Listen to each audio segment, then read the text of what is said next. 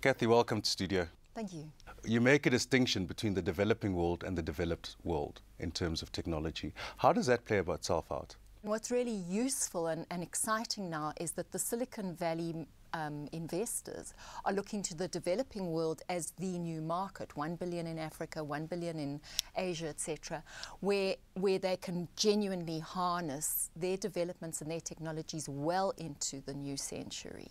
So they're not just wearable tech, they're not just drones to deliver Amazon goods, but they're there to help with social good, with social upliftment, with helping the classes who previously were completely out of the economic mainstream. They're now being brought in through the new technologies. We've also seen technology coming out of the developing countries. Case in mind is East Africa, where some amazing technologies have come to play.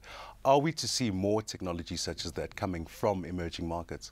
So we're seeing, for example, with M-Pesa and particularly with the mobile money opportunities, that these just keep burgeoning in Uganda, in Kenya, etc. And they're outplaying the established financial players, the big banks. So we're seeing feature phone development in banking products and very much in health products. Of course, cell phone technology has driven much of technology adoption on the continent and on the developing markets. Where else do we see technology being adopted at an early phase? We all have sensor-driven data, which creates this big data phenomenon that we're hearing about. But that means that we're seeing not only in the consumer space, but in the public sector space, in delivering essential infrastructure. We're seeing the most exciting technologies around Ebola, around HIV/AIDS, around malaria management through cell phones. Kathy, another aspect of technology development is smart cities. If you can just tell us what are smart cities and what's the aim there? We're faced with a situation where city planners have to know what they've got to do with these increasing populations. And what's happening is that with the Internet of Things and the availability of sensor-driven computing, etc., we're able both to predict and to manage our cities. So it's everything from managing traffic to managing waste to making sure that every single aspect of our lives is linked into the cloud or into big data. The primary infrastructure is the digital and computerized infrastructure, where everything is being planned in such a way that everything from waste going from your own apartment straight down into the lower infrastructure in the city, which is then monitored through sensors, through to traffic management. And even in Kenya, we have traffic management systems being run by the big data suppliers like IBM. So the smart city phenomenon is huge. And some of what are known as the biggest slums in the world, which are outside of Nairobi, for instance, can be managed in a much more efficient way through the use of computing power and big data power. You talk about the narrowing down of geographic space through technology, and one exciting technology such as drones.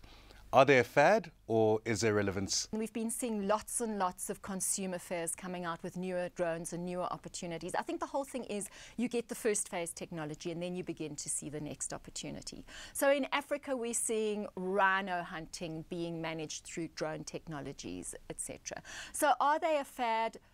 No, they're just the first phase of the technology. Where they're going, we're not sure. Kathy, who's really driving the demand side around the development of technology globally? We're now seeing massive changes in how to diagnose and deal with terribly devastating diseases.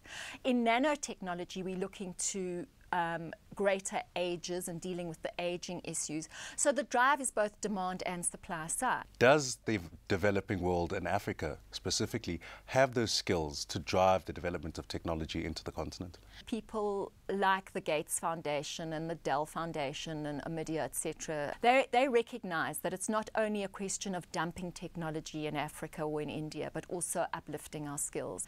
And what's really exciting is that the IBM CEO was recently in this country and she spoke about 1 billion people in Africa being the new producers of digital products and digital thinking in the future, which is a fantastic way of looking at our particular continent. And are we doing enough from a government perspective? Technology moves much faster than any regulatory or policy regime. So the problem is that you see opportunities in South Korea or examples in South Korea or Estonia, where policy is put in place to teach youngsters to learn code, etc. But then you're seeing places like Britain and the US grappling with regulation to ensure that privacy laws are kept up to date with technology, etc. So it's a catch-up game on the side of governments. From your side, what are some of the top technologies that one should be looking out for in the future? Everything.